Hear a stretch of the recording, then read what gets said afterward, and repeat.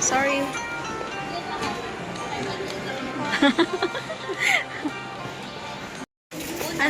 Anong una mo po? Bilhin 1 kilong asin para good for 1 year. 500 pesos.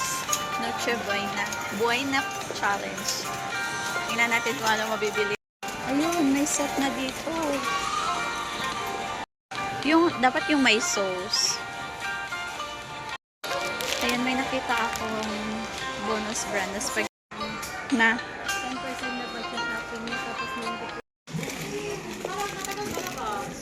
Condensed pa. Guys, bibili ko pa kami ng iba. Tapos, walang selby yung ano namin. 500 peso challenge. Lagpas ka.